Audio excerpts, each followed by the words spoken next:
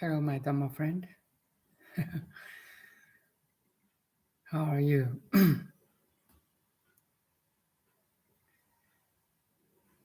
So today my topic, Samadhi. Like 15 years ago, I heard about this word, Samadhi. In Chinese, we say Samadhi. It was so foreign to me, but this unknown word actually interested me a lot. Now, 15 years later, I really understand what this Samadhi means. It's so we just I have two links here in the text. If you in the chat, if you can go read yourself, and can I can just the Pantajani, the Yoga Sutra of Pantajani. He mentioned 8 limbs of yoga, right? So yama, niyama, asana, pranayama, pratyahara, dharana, dhyana, samadhi. So 8 limbs. So yama, niyama basically ask you what to do and what not to do. Just like a good person to do, to help, to love, to care, and a bad person to steal, not to cheat, not to, hurt people, like that kind of thing. Basically, you're a good person. So then we have asana, pranayama. Asana is very popular postures, right? Bending, twisting. So the third limb, pranayama, breathing techniques. So you're more focused on your breath to calm the monkey mind. Then there's a pratyahara, sense withdrawal. So instead of our attention is outgoing, you withdraw or bring back your attention to your inner world, your mental activities, your mind. So then we come to 6 limbs. 6th limb is the dharana, focused concentration. So sometimes we call it samatha, or the Sanskrit words. And there's a dhyana, meditative absorption. You are so focused, kind of like open monitoring. You can purely observe what's going on outside and inside. And you're absorbed in this state of mind that you can purely observing. You're not interfering with anything, and you can let go all the phenomena world, at least temporarily. So if you keep on going, you may reach samadhi, the bliss or the enlightenment. That's my topic today. So it's more like for advanced level, if I could say that, samadhi. And here I also have a link about Sadhguru, his understanding of samadhi, a taste of that which is not. So beautiful. So Sadhguru is awakened being, very popular now, famous, well-known spiritual teacher. And he's awakened being. He has some beautiful experience when he was like 35 years old. Deep samadhi for a couple of days, couple of weeks, and in which there's no time and space.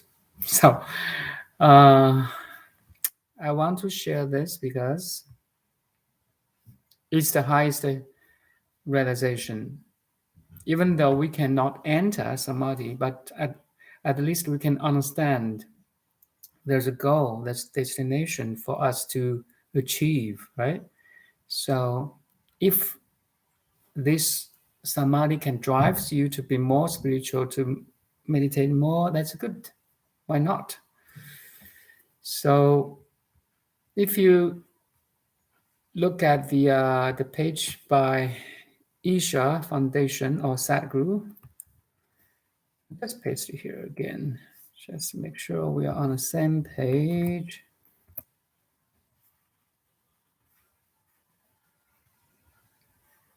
Samadhi, a taste of that which is not. So beautiful. The word samadhi comes from the word sama, means equanimity, equal, and di, or means buddhi, or intellect. So Sadhguru elaborates on its significance that different types samadhi and state of maha samadhi.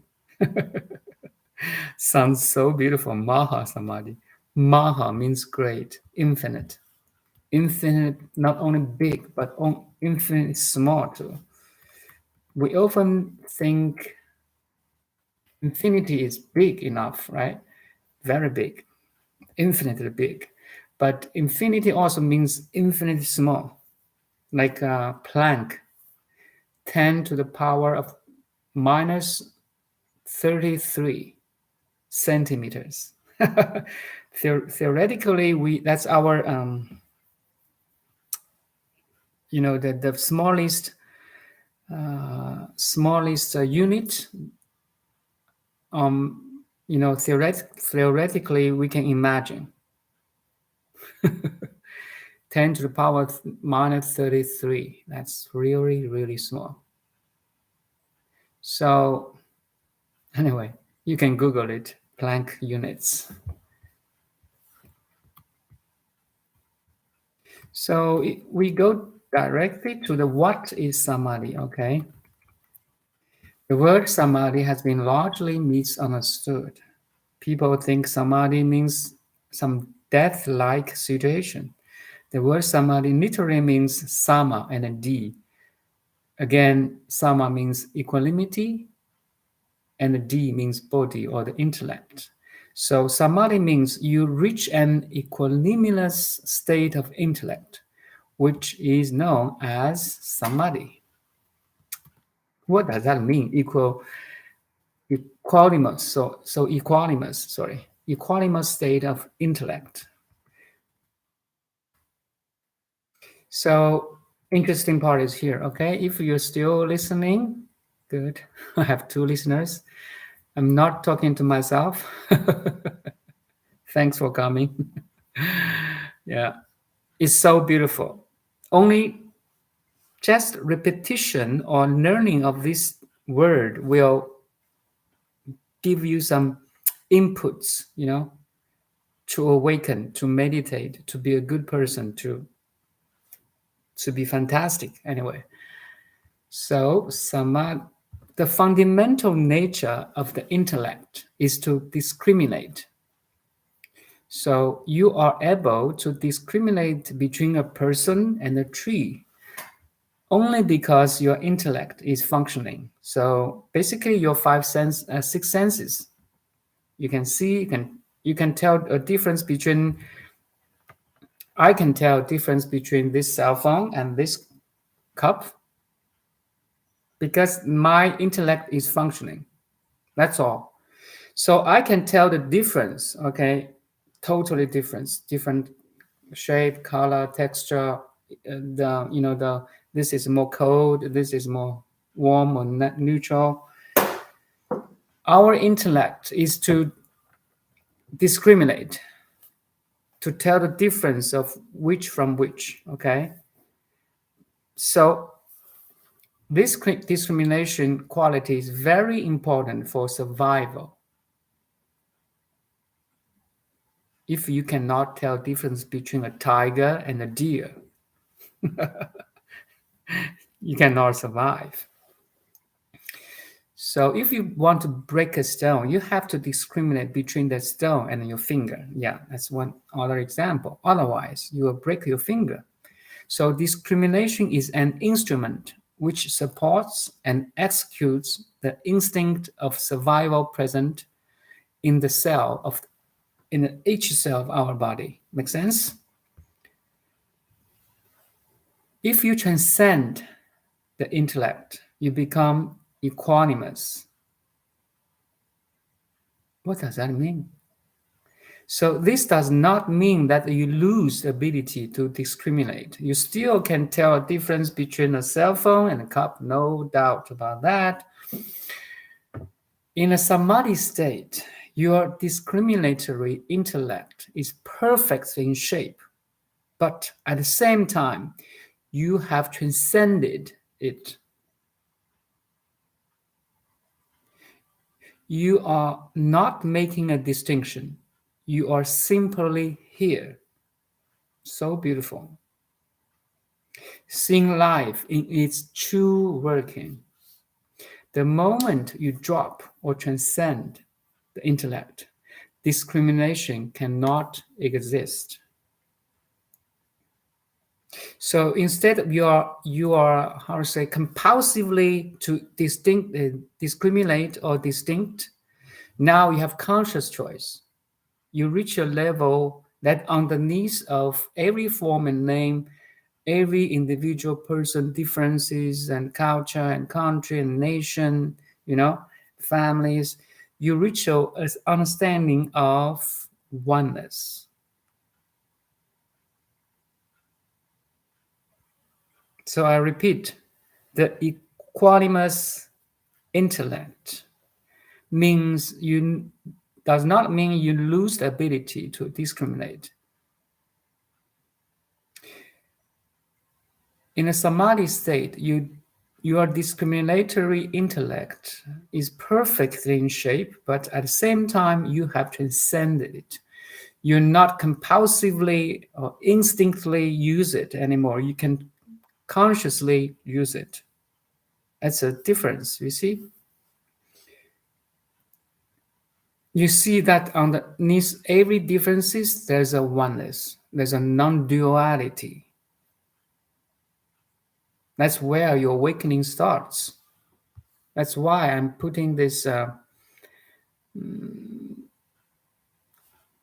samadhi as my topic today. The moment that you drop or transcend intellect, discrimination cannot exist. Remember, you don't lose your ability to discriminate or differentiate. You have that ability, but you know how to drop it when it's necessary. Like sometimes I use an analogy. It's just like a screwdriver. Okay, when you have to unscrew a nail, or you use a screwdriver, to just loosen it or tighten it, right? But you can put it down. You don't every day carry a screwdriver with you in your pockets, right? You just put it in the drawer. Something like our intellect is a tool. Sometimes we use it, sometimes we put it aside. Make sense to you? So everything becomes one whole, which is the reality. A state like this gives you an experience of the oneness of existence, the unification of everything that is. Wow. Right at this moment, while you're listening to me, when my voice is hitting your eardrums, when my image enter your lens of eyes, the awareness behind this image and my voice is unified, okay? Is a universal unified field. Your awareness is a universal unified field.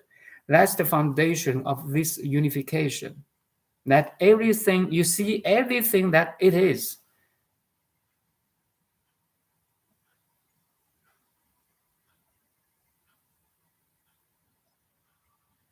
Everything becomes one whole. And from this realization, your unconditional love will kick in naturally.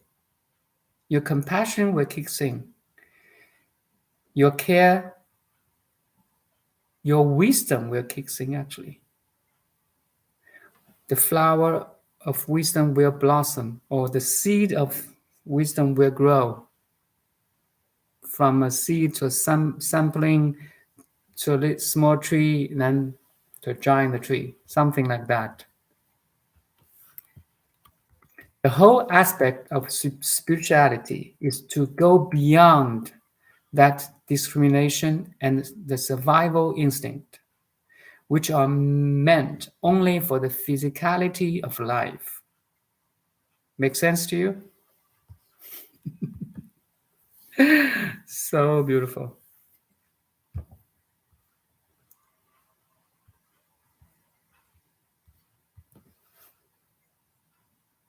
I repeat, the whole aspect of spirituality is to go beyond that discrimination and the survival instinct. So we have this lower brain and we have higher brain, and in between we have this limbic brain, the emotional brain. So the whole spirituality is transcend the two lower brains, okay? The basal ganglia and the limbic brain. We can transcend the survival instinct and emotions. That's why we have this huge front lobe. Lucky you, lucky me. We are using the front lobe, try to transcend, try to understand, communicate, and take in charge. You see?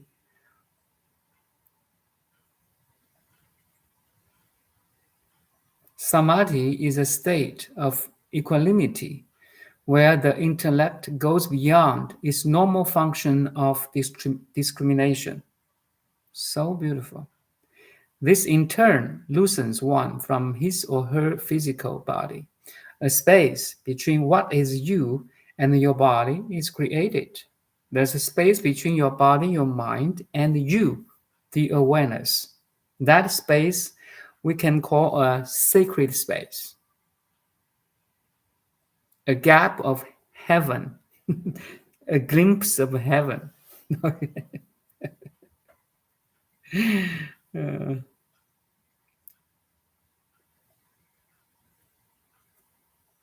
I just repeat. Maybe I can paste here too.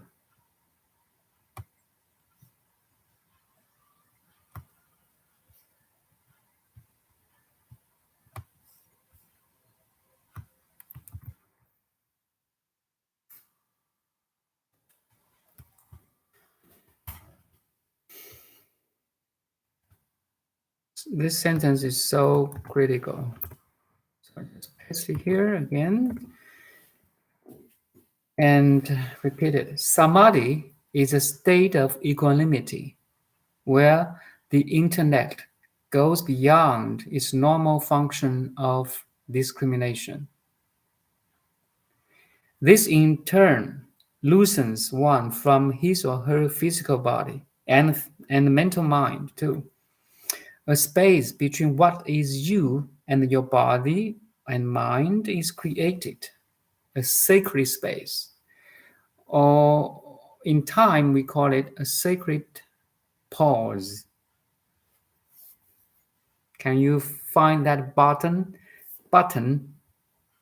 Can you of sacred space and pause?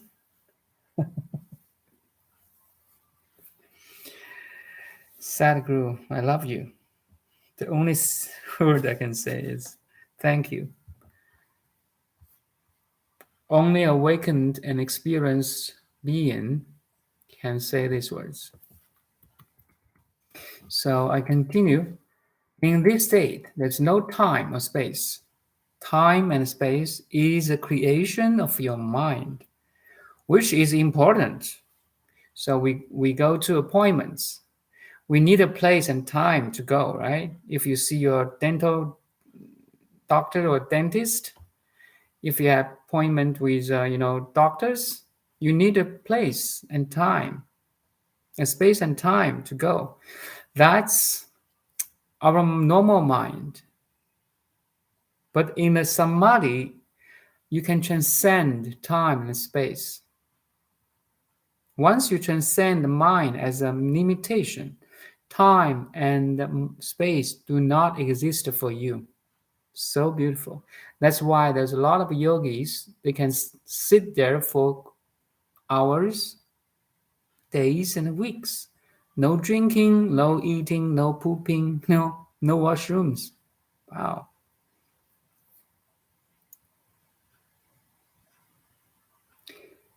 What is here is there. What is now is then. There's no past or future for you. There's only now. I will say the uppercase N and the lowercase OW. A greater now. There's only now, actually. Past and future are the tricks of the mind. And if you read the book The Power of Now by Eckhart Tolle, you can, he has a lot of explanation for this now.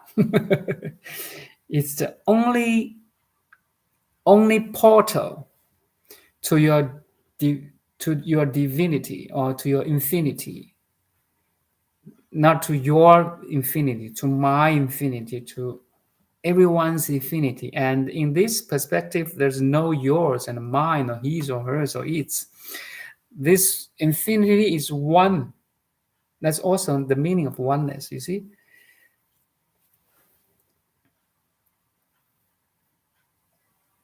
You're not a drop in the ocean, your entire ocean in one drop. Rumi beautifully explained this in this poetic term.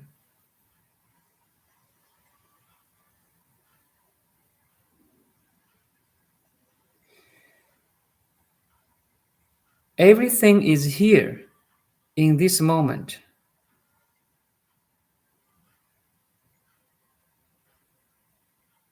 Your past, your future, your current,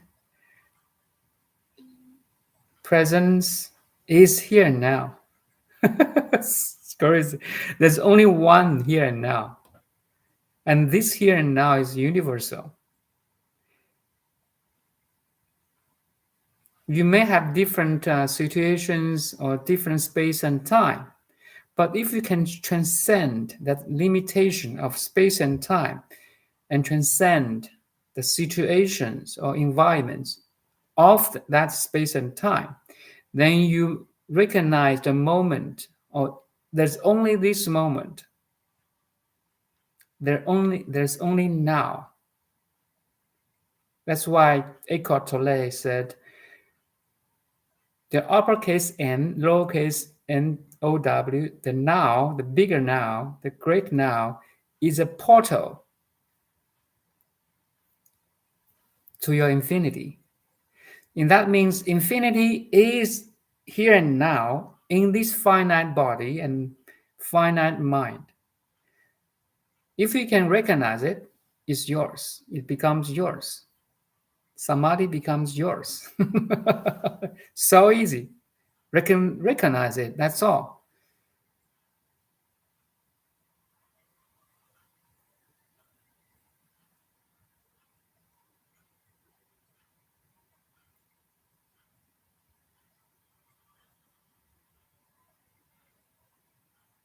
Everything is here in this moment.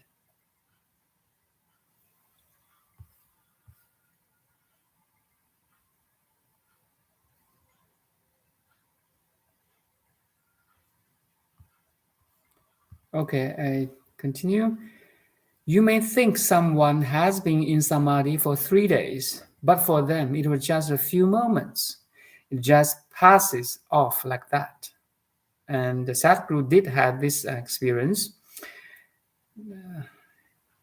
You can YouTube his channel or Google his, realizations. They have transcended the duality of what is and what is not. So beautiful. The union between what is and what is not. This also remind me the Heart Sutra. Form is emptiness. Emptiness is form. So in our everyday life, I would say object is space. Space is object. Look around. How many things you can see? Even Einstein said, an object is extension of the space, which is not empty. That's crazy. The void is not empty. The void is full. Nassim Haramein said that too. Anyway, I just use different pointers to help you to realize.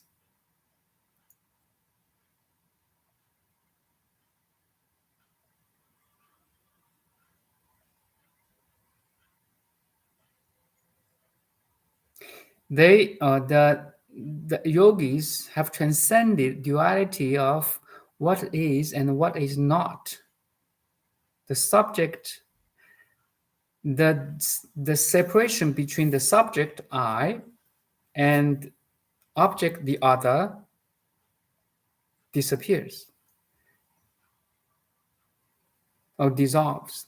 There's no separation anymore.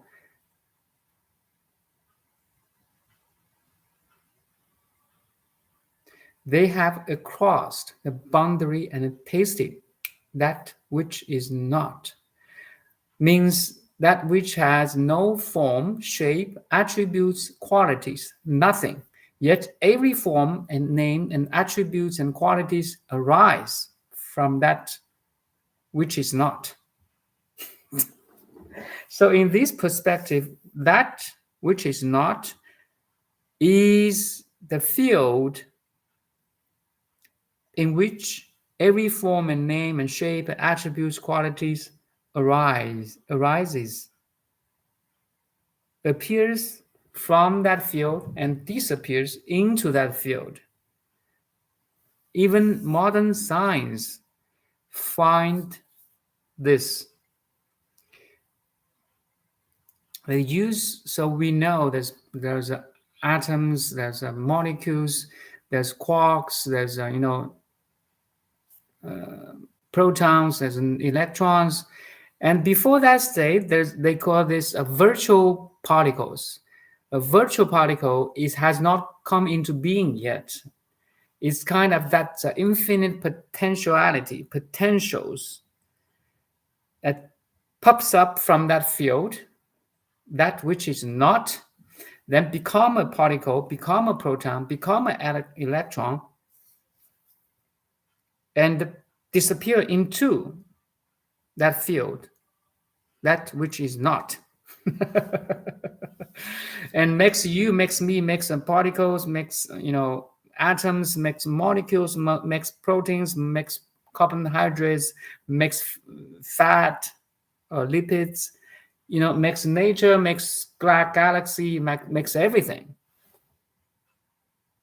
And you are it. That tuam arsi, right? You are it. That's the beauty of realization in Samadhi. So cool. Nothing is cooler than this. Nothing. No realization can beat this realization of oneness. This is the highest, the ultimate. The whole existence, the many forms of creation and present are present only as long as the intellect is there. The moment you dissolve your intellect, everything dissolves into one. Oh, thank you, Sadhguru. Only by reading these wisdoms makes me feel good. You see, imagine you can realize it too. So we have to kind of different stage of like life, right? You have to read a good book. You read a good book, you understand that good book, then you realize that good book, any knowledge, any book. So if you go continue, that which is not. So that which is not is a negation.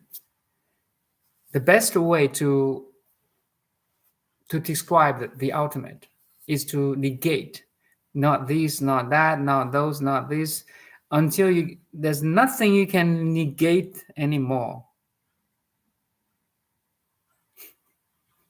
Neti.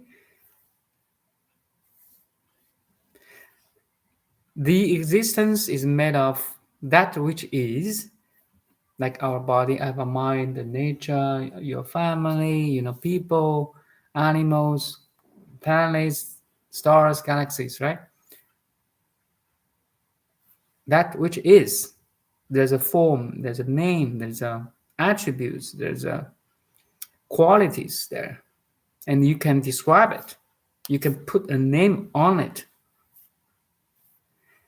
So the existence is made of that which is and that which is not. So again, there's no qualities, attributes, there's no name and form to describe it. That's why we use that which is not. It's crazy. That which is has form, shape, qualities, beauty. Pay attention here. Beauty. That which is not has none of these things. Has no form, has no shape, has no qualities, has no attributes, has no beauty even. You see? Yet every form, shape, qualities, attributes, and beauty arises or appears from this field of nothingness or emptiness, or that which is not. Here and there.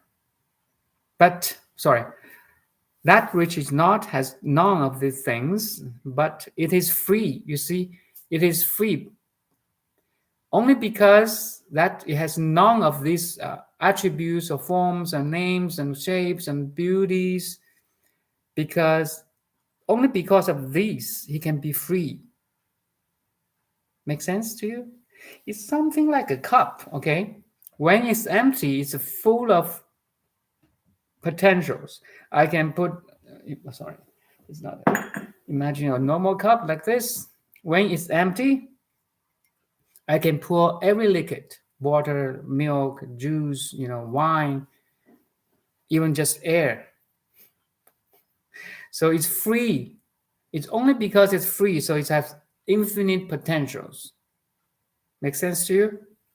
Once it's occupied, like I put full of water into this cup, then it's done, and you cannot put another liquid into this cup anymore. Make sense to you? Only because, just because that which is not has no shape, form, qualities, makes it is free from all the name and form and qualities. Kind of like non-doing and doing, from the Lao Tzu, the author of Tao Te Ching, right?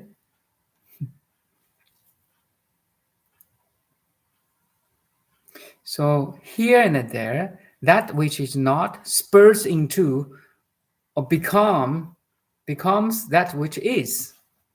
So matchable, and it matches the modern science so well. The virtual particles pops up, the vibrant, highly condensed energy vibrations we call virtual particles pops up, becomes quarks, or down quark, up quark, or proton or neutron, becomes a particle or atom, then disappears into that field again.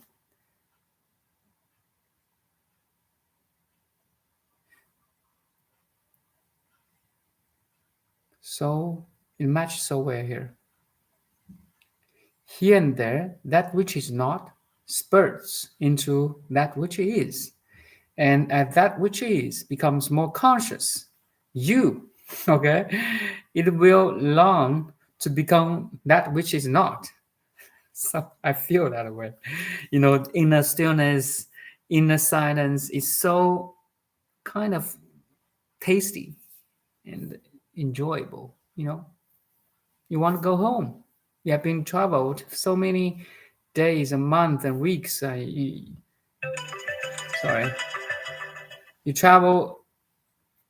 Want to go travel, or spend like a vacation somewhere, right? Mexico Beach. 1 week is good. 2 weeks is good. How about you spend 1 year outside of your home? Then you will, oh, I want to go home now. You see, something like that. So this body and mind, like traveling outside of the home, want to go back to home now. That's a kind of sense of samadhi too. That's crazy.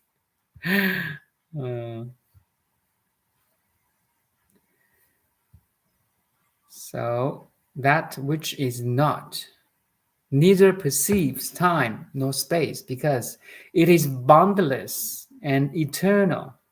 Anything in the space-time has a limitation.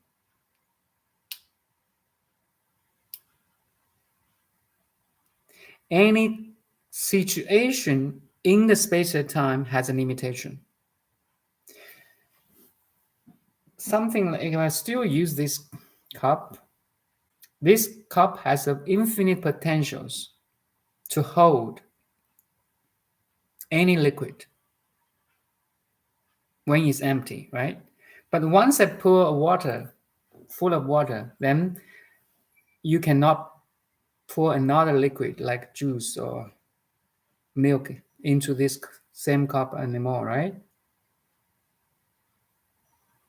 So I can empty this cup of water again and become a potential again.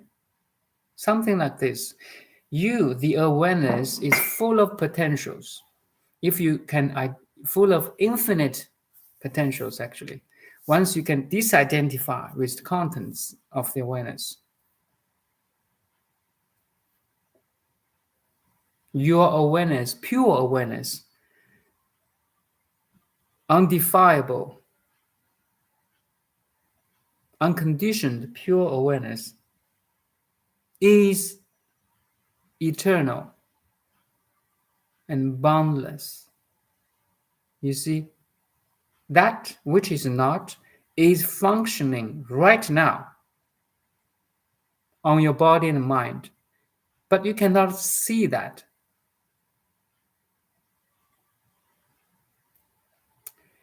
It's like, I use this bulb, white bulb. You can see lights coming, but you cannot see electricity. Make sense? You cannot see electricity at all, but you know that electricity is functioning there.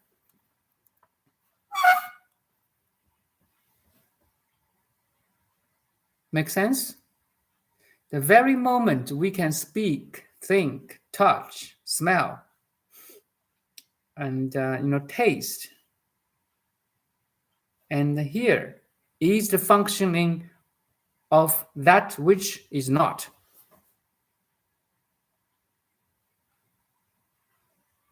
It's not far away from us, okay? It's not remote area. You don't need to go to temples and mountains to find that which is not. So you see, mind or our understanding is so important. It's really how you think. It really influences how you experience. How you perceive determines how you feel and experience. That's called wisdom. Wisdom is, I will say, is not knowledge. It's an experienced, actualized knowledge. And it's not a relative knowledge. It's some knowledge transcend all the relativities. That's called wisdom. That's why we are talking about these samadhis, right? It transcends every form and name, every nation, every emotion, every body and mind. No matter you're black or white, you're American or Afghanistan, doesn't matter. I'm talking about the universal quality here. A quality, a universal quality that has no quality. Hard to describe. It's crazy. So I just continue.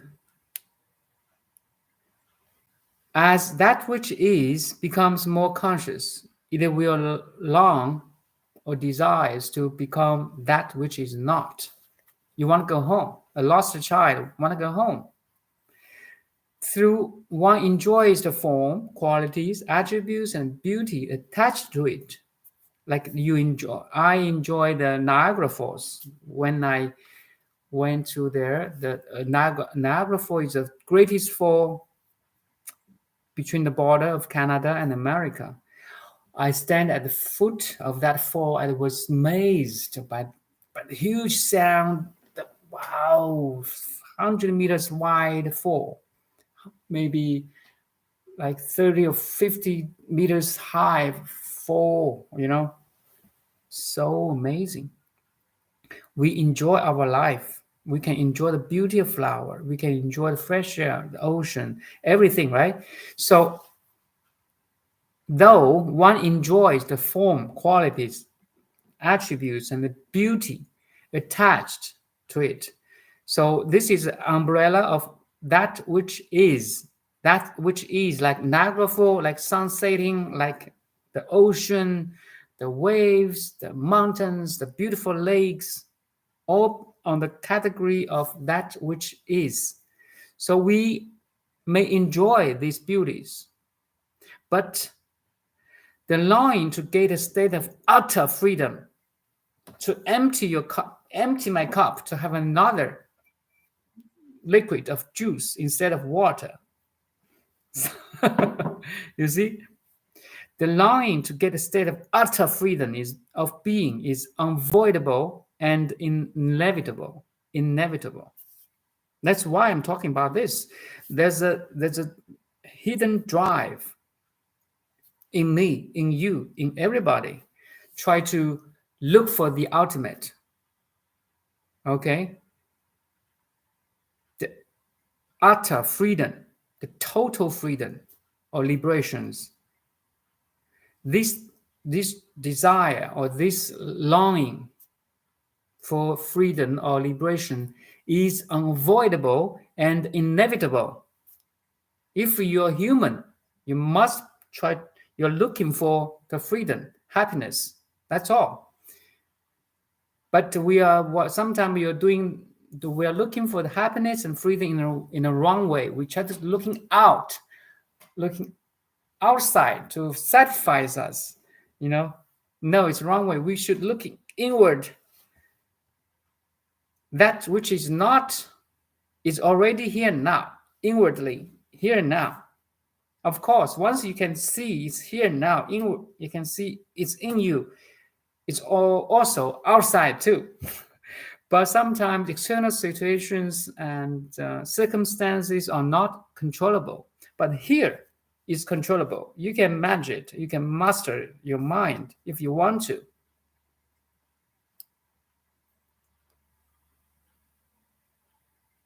So the longing to get to a state of utter freedom, that which is not, is always there, is unavoidable and inevitable.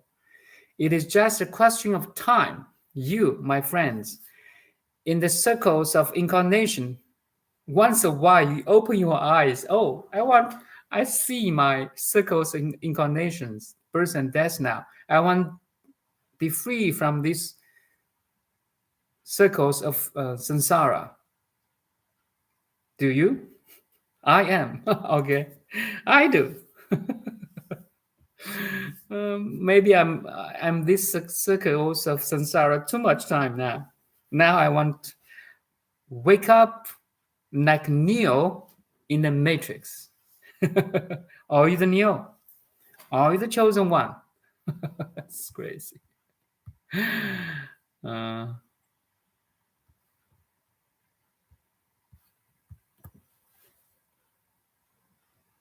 can you see the world is your projection right at this moment? Do you want to be free from these programs?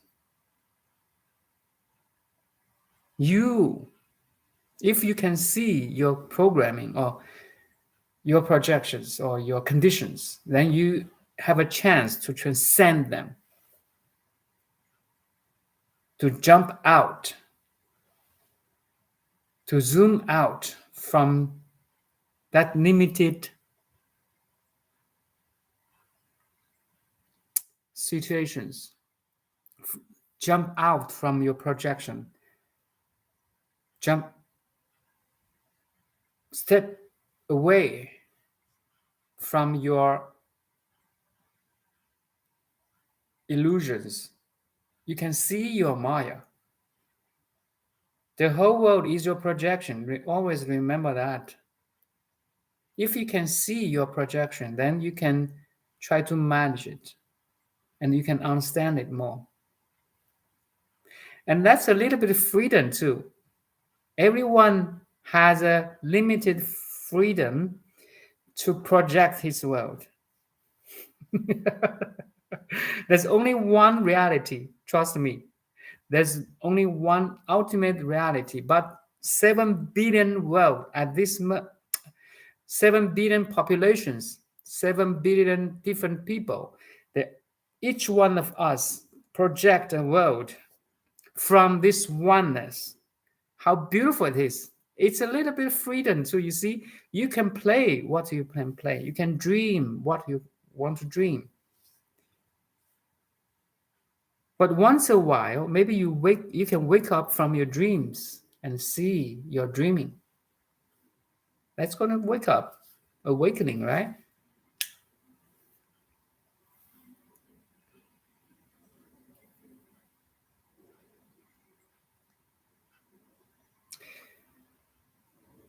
Time, the bondage of time and space also is only the hallucination of that which is. If you identify you are this body and mind, so you are bonded, or you prison yourself by your mind.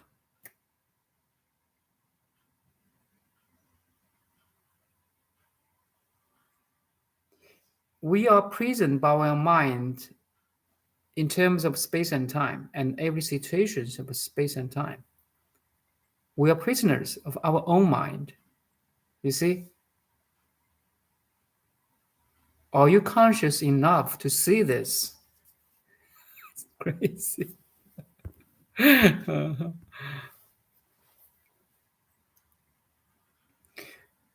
When this longing to become liberated from the very basic process of existence arises, so I want to transcend this basic mode of flight and fight, the basic mode of survival, the middle level mode, median level of convenient and comfort. So most people, we are not, survival is not a problem anymore, right? I mean, generally speaking, we can survive.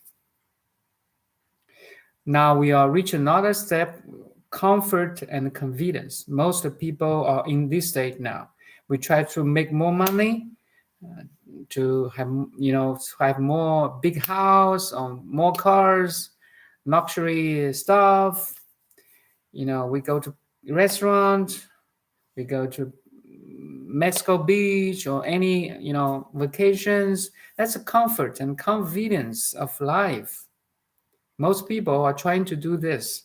But the third step of human evolution is you try to transcend all this basic process of existence. Then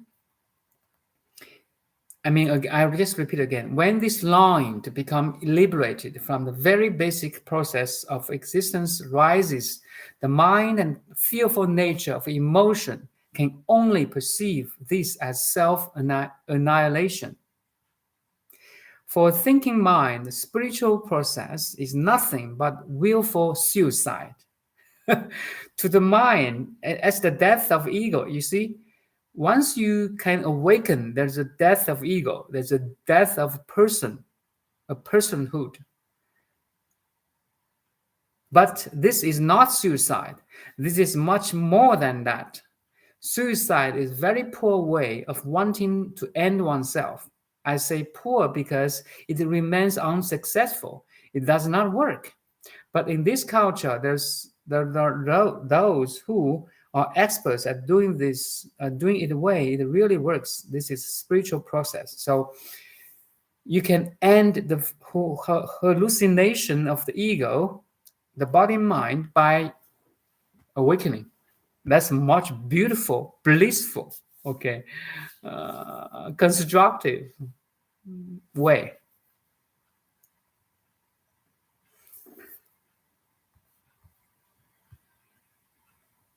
Any question up to now? So we go on. 8 types of samadhi. Samadhi are different varieties. When you are in the body, there are 8 samadhi available to human being. Of these 8, they have been broadly categorized as the savikapa, samadhi with attributes or qualities, which are very pleasant, blissful, and ecstatic, and nirvikapa, samadhi that beyond pleasant and unpleasant, that are without attributes or qualities. You just in total still and silence. Samadhis by themselves has no great significance in terms of realization. This is important, okay? Why? Why the samadhi by themselves has no great significance in terms of realization? This sounds interesting, right? We longing for these samadhis. Why? It has no significant, great significance. Why?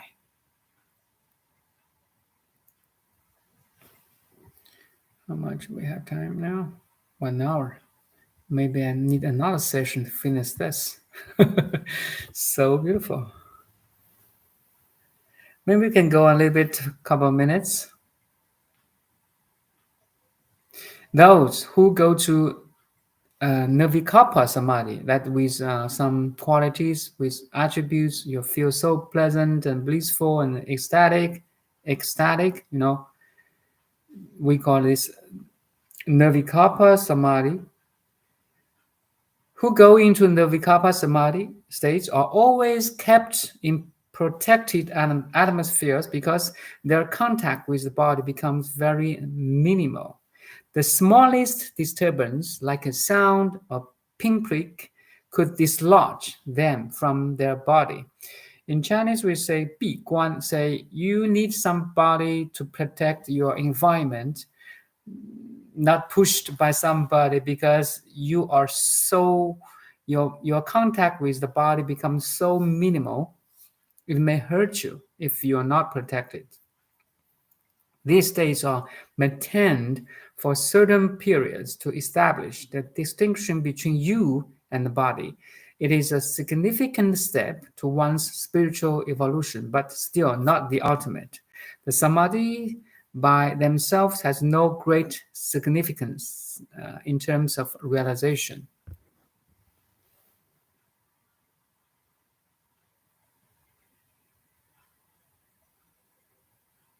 Many of the Gautama Buddha disciples went to very long meditations. They did not come out for years because it's so pleasant, right? But Gautama himself never did so because he saw that is not necessary. He practiced and experienced all the 8 kinds of samadhis before his enlightenment and discarded them. He saw this would not take him closer to realization. It is just moving into higher level experience, And you might get more caught up because it is so beautiful than the current reality. Is much beautiful than your family. Just kidding. At least when you meditate now, there's this pain in your legs to remind you of present reality. There's no pain to remind you, which is one way more dangerous. You may caught up in these beautiful realizations or experiences, yet it's not the ultimate yet.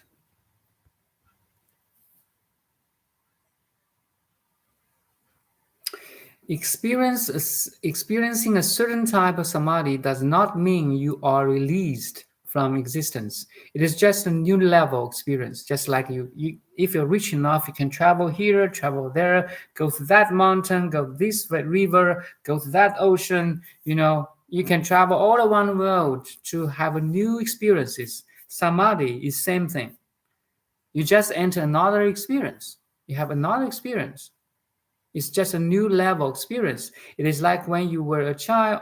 Let's forget this part.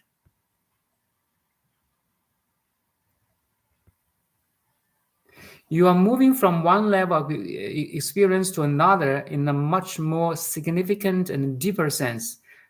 But still, it is just another level of experience. You don't have the total picture yet. You see?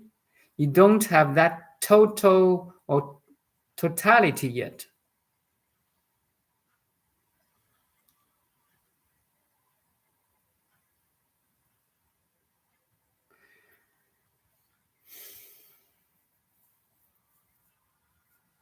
Maybe I can stop here today. So much contents, but it's so beautiful, right?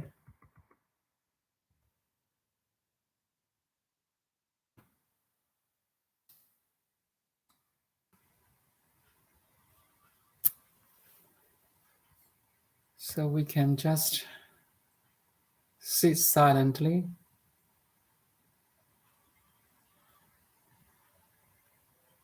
back to that which is not. It's crazy.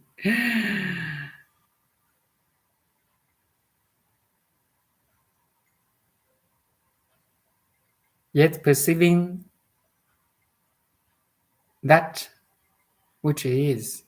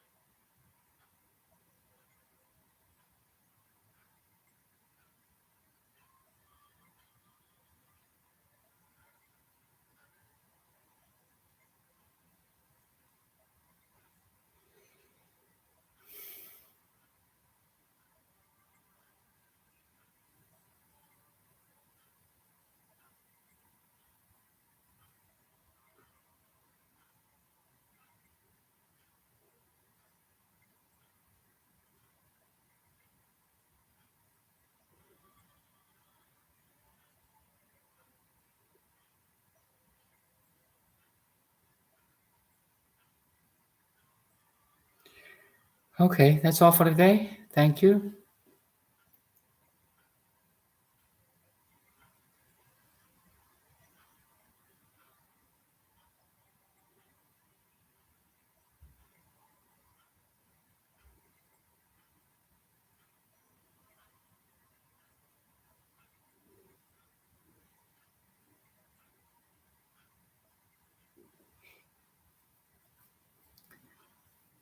Thank you, Joanna. Thank you for coming.